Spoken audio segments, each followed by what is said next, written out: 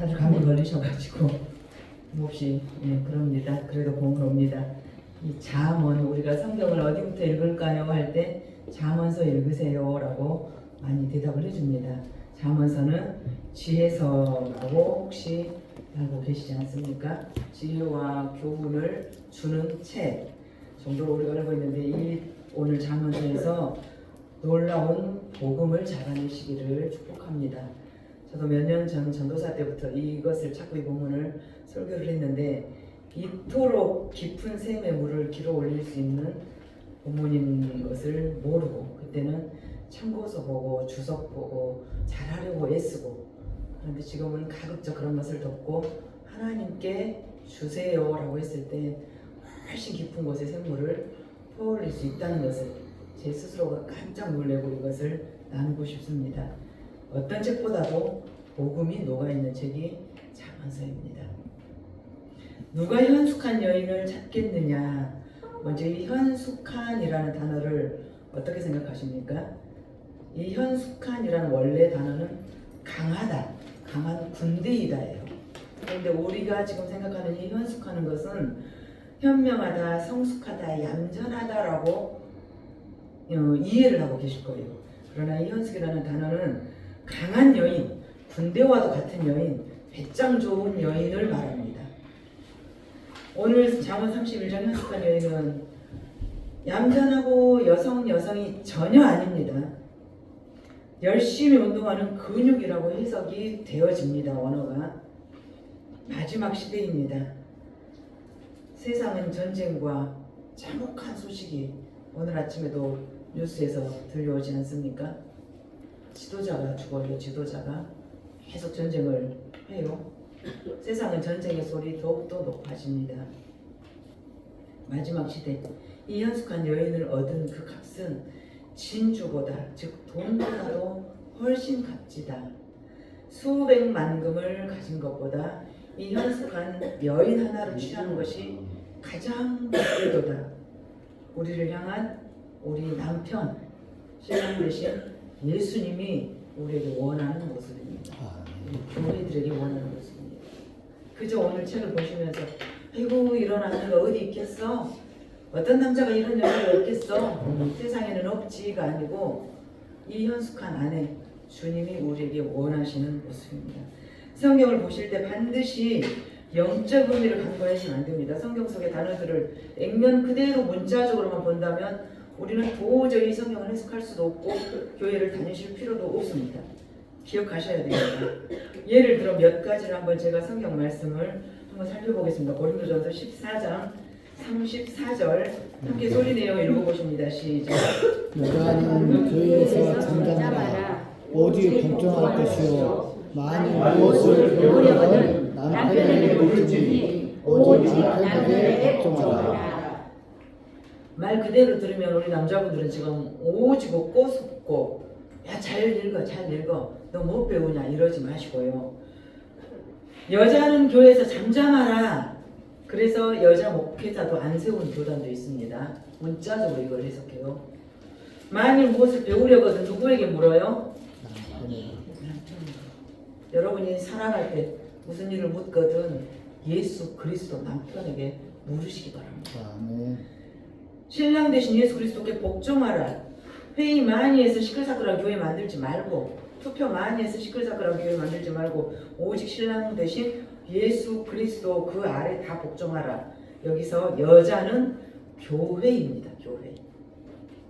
자, 또 예레미야 3장 9절 한번 다시 읽어보십니다. 시작. 그가 돌과 나무와 덕으로 행음함을 가볍게 여기고 행음하여 이 땅을 더럽혔거늘.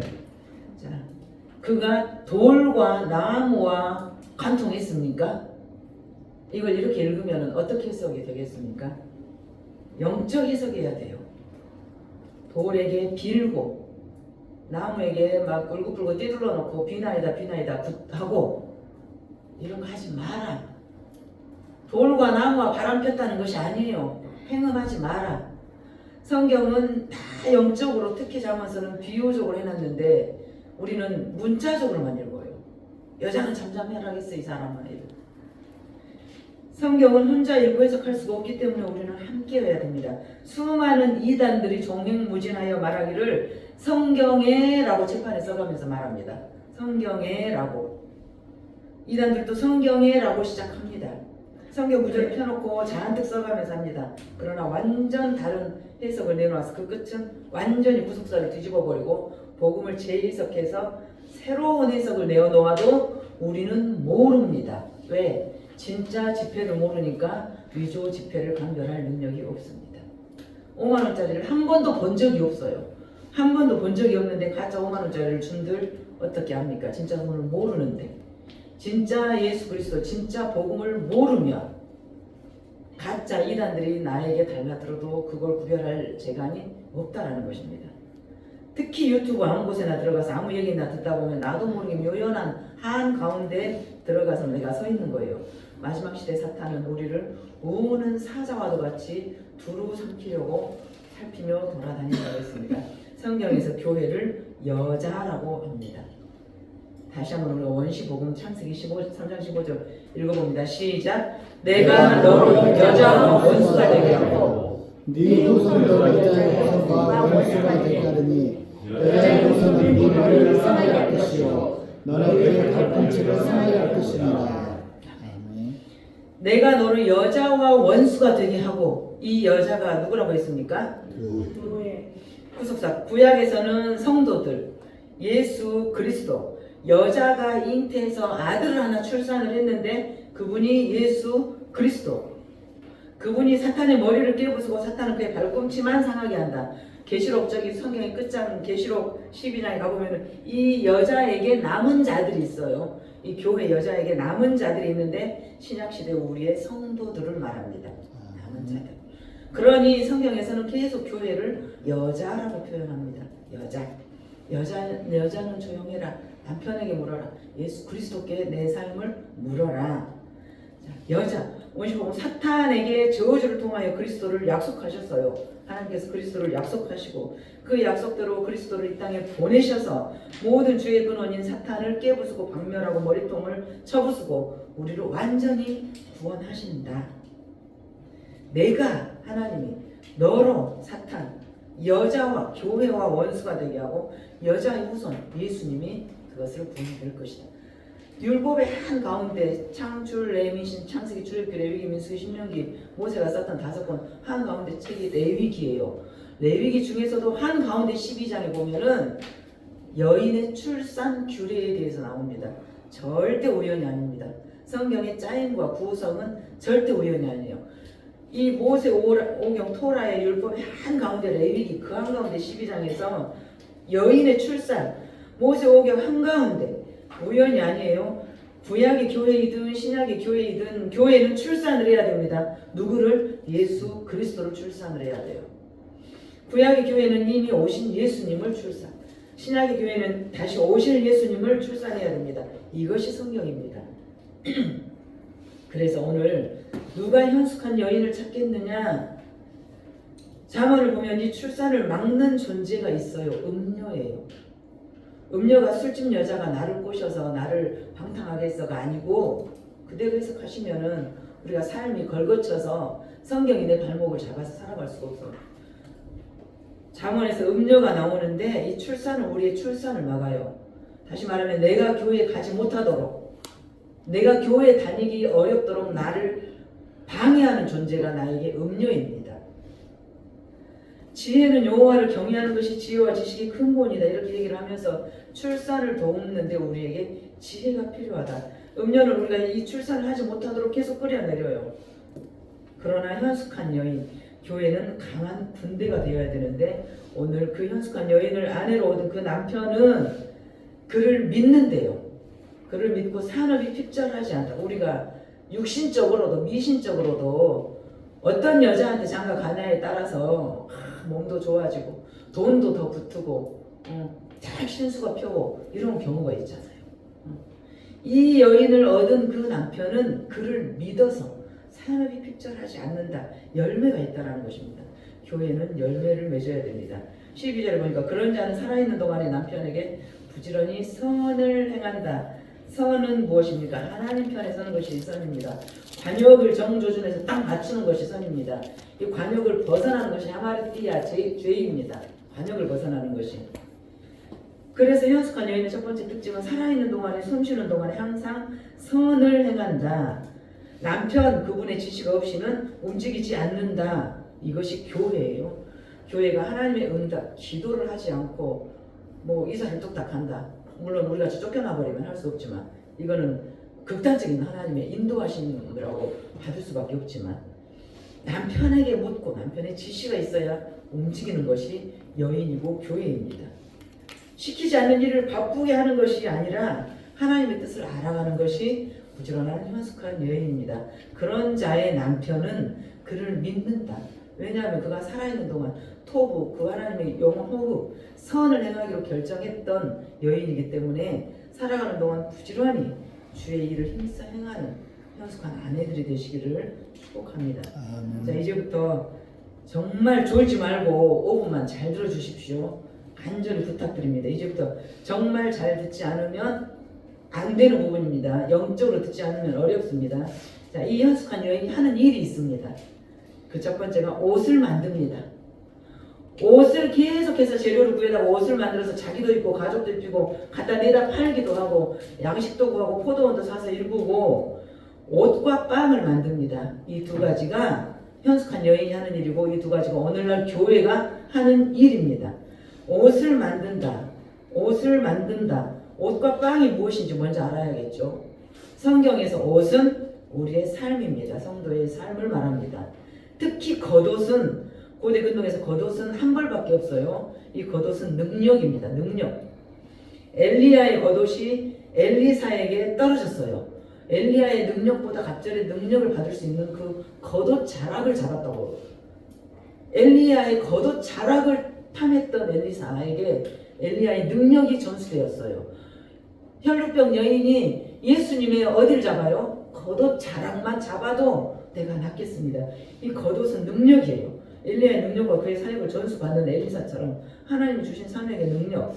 그래서 그 겉옷을 늘 청결하게 우리를 꾸며야 되는 건데 교회 여인이 하는 일이 옷 만드는 것, 빵 만드는 것. 우리는 모든 삶에 옷이 지어져야 됩니다. 이 현숙한 여인은 옷을 만들어서 나도 입고 가족도 입히고 남들에게도 주었다. 또 두 번째는 음식을 만들어서 먹였다. 옷을 만들 때 양털과 상을 구해다. 양털은 겨울옷을 만들고 상은 여름옷, 린넨을 만드는 재료를 말하죠. 우리에게 겨울은 영적인 말로 환난, 고난 가운데 있는 것을 겨울이라고 합니다. 그러면 이 여인은 양털도 구하고 상도 구해서 여름옷과 겨울옷을 다 만들 수 있었다는 것은 성도가 찬란한 복 얼마나 지금 좋습니까? 이제 새싹도 돋아오를 것이고 꽃도 필 것이고 우리의 삶이 막 돈도 생기고 건강하고 왕성할 때도 어떤 옷을 입는 법을 알고 깊은 가을이 되고 한겨울이 되어서 꼼짝도 못한 내 인생에 흑암이 올 때도 양털 옷을 입힐 수 있는 그런 현숙한 여인, 교인이 되어야 된다. 자, 더 중요한 것 이제 들어가겠습니다. 그러면은 이 옷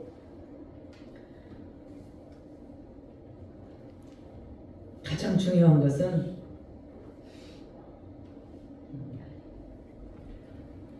홍색 옷자 21절 한번 읽어봅니다. 시작. 자기 사람들은 다 홍색 옷을 입었으므로 눈이 와도 그는 자기 집 사람들을 위하여 연결하지 아니하며. 자, 옷, 홍색 옷, 예수 그리스도 보혈의 능력, 하나님의 말씀의 능력이 홍색 옷입니다. 이 여인은 홍색 옷을 입고 자기도 홍색 옷을 입고 자, 이 홍색 옷 구약에서 성막을 지을 때 홍색 실을 사용합니다. 성막 안에 휘장을 또 홍색 실로 짭니다. 제사장의 겉옷에도 홍색 실이 있습니다.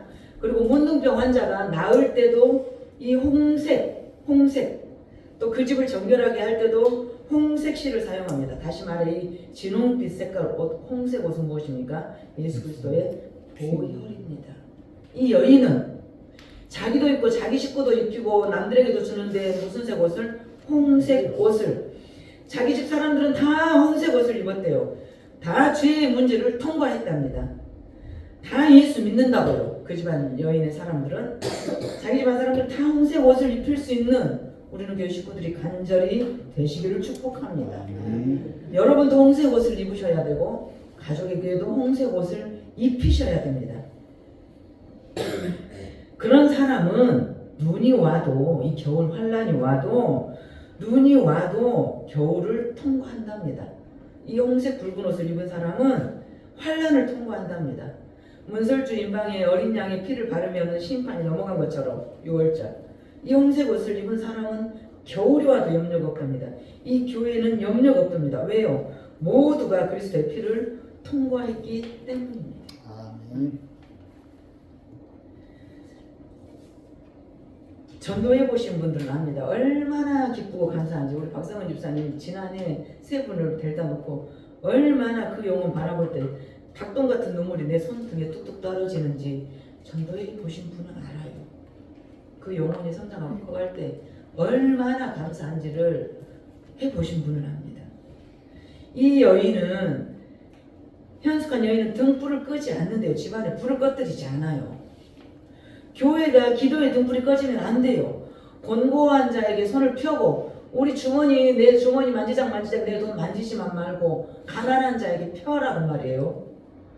또 더 궁핍한 자에게는 손을 내밀고 달려가서 쫓아가서 옷을 입고 양식을 준다. 무슨 말입니까? 교회가 돈을 쌓아두고 하늘까지 닿자 바벨탑을 쌓는 게 아니라 손을 펴고 손을 내밀어서 퍼주고 나눠 주어야 된다. 이러한 교회, 이러한 여인은 환난 날에 넘어지지 않는답니다. 모든 지체들에게 홍색 옷을 입힌 교회는 염려가 없답니다. 이 자리에 앉아 계신 우리 모두 다 홍색 옷을 입으시기를 축원합니다. 속히 입으시기를 원합니다. 예수가 그리스도가 되고 그 그리스도가 저와 여러분의 주인이 되시기를 간절히 소망합니다. 아멘. 그들은 겨울이 와도 염려하지 않아요. 세상의 마지막 종말의 날 심판의 보좌에 서도 염려하지 않아요. 내가 홍색 옷을 입었기 때문에.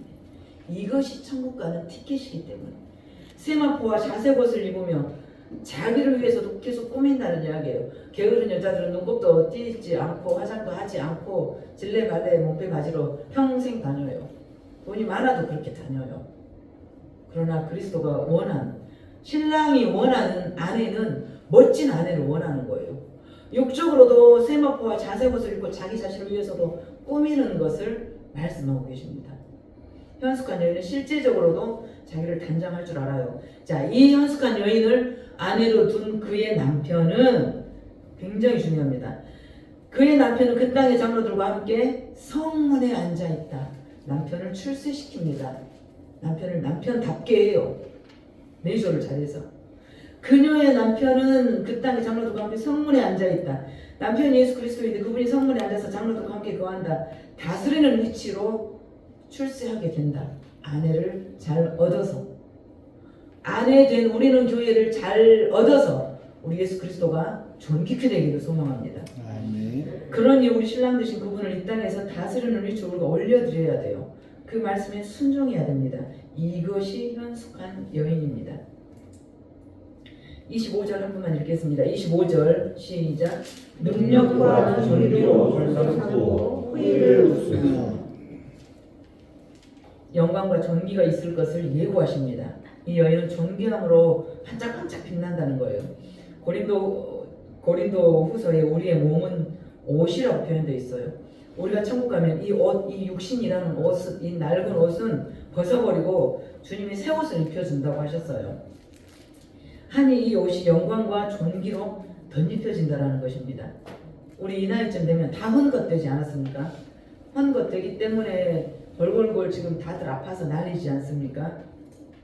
그러나 명품은 30년, 40년, 50년이 지나도 변하지가 않고 시간이 지날수록 더욱 빛난다고 했어요. 순금은 100년이 지나도 빛난다고 했습니다. 우리 모두 삶의 시간이 지날수록 빛나는 우리 식구들 되기를 축복합니다. 아멘. 인상을 자주 쓰는 사람은 인상주름이 생겨요. 나이가 들어서 그냥 생긴 주름은 자글자글 얼마나 아름다운지 몰라요.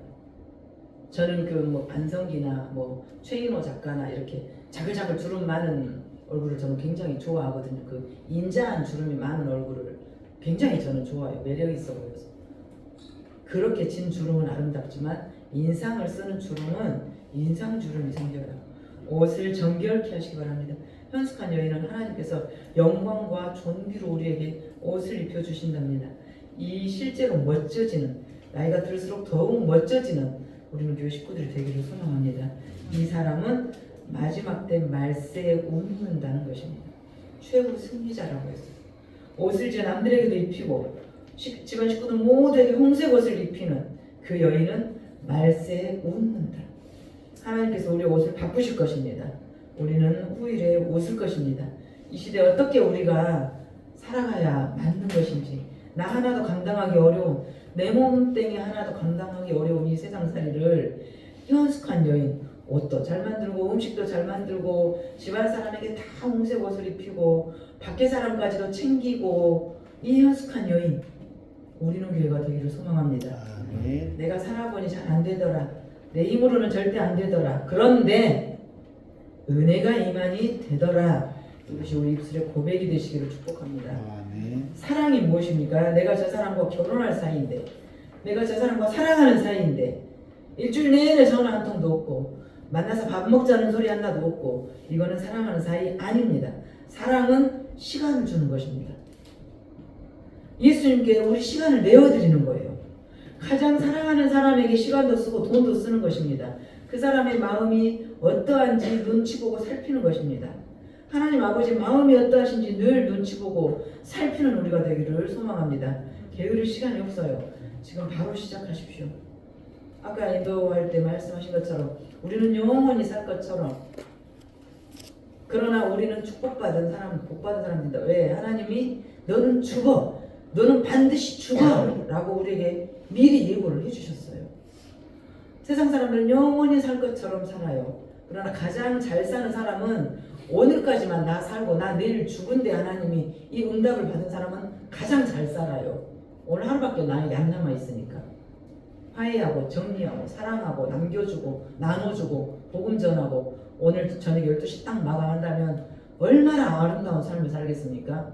그런데 내 나이가 60이든 70이든 80이든 아직도 많이 살 줄 알고 살기 때문에 하나님의 영광에 이르지를 못하는 것입니다.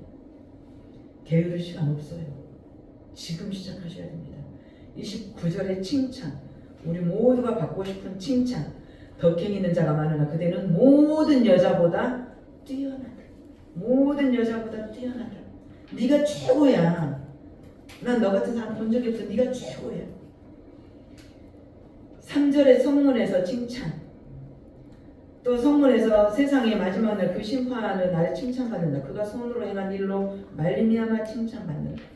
가인과 아벨이 있어요. 동생 아벨을 죽인 가인에게 하나님이 딱 선포하십니다. 너는 평생을 유리하며 돌아다니는 자가 되리라. 너는 평생을 유리하며 돌아다녀라 했어요. 그런데 그 말씀에 순종하고 가인이 돌아다녔으니까 이 돌아다녀라 이 뜻 안에는 무엇이 포함되어 있냐? 네가 동생을 죽였어. 너는 죄인이야. 너는 뼛속까지 죄인이야. 평생을 돌아다니면서 회개하고 탐복하고 자복하고 하나님의 사랑을 전하고 이 일을 해라. 너는 평생 떠돌아다니면서 해라. 그런데 안 했다라는 거예요. 다시 말하면 목회자가 하나님께 전심이지 않고 내 집 먼저 다스리고 내 거 먼저 하고 내 집 평수 늘려가고 내 살림살이 바꾸고 남들 하는 거 다 하고 남들 안 하는 것까지 하면서 살았다 그거예요. 왜? 가인은 평생을 유리하는 자가 되어라고 했는데 에녹이라는 거대한 자기 성을 쌓고 다 배두들고 있는 거예요. 자기 삶을 추구하는 거예요. 하나님이 너는 목회자로, 너는 장로로, 너는 집사로 세상에 복음을 전하고 너는 네 소유 갖지 말고 손을 펴서 나눠주고 죽는 날까지 내 복음 전해라 라고 명령을 주셨는데도 거대한 성을 아방궁을 짓고 애헴하고 앉아있었다 그거예요. 무슨 남편 말을 들어요? 남편 말을 들어야 아내라고 하는 거예요. 예수 그리스도의 말을 들어야 성도라고 하는 것입니다. 그 예수를 전파하고 자백하고 실토하며 유리하고 다녔더라면 가인은 축복의 통로로 쓰임 받았을 것입니다. 마땅히 나의 삶을 들여서 하나님의 포도원을 가꾸는 그 일에 순종하시기를 원합니다. 복음에 수종드는 자들 다 되시기를 간절히 축복합니다. 기도하시겠습니다. 하나님 감사합니다.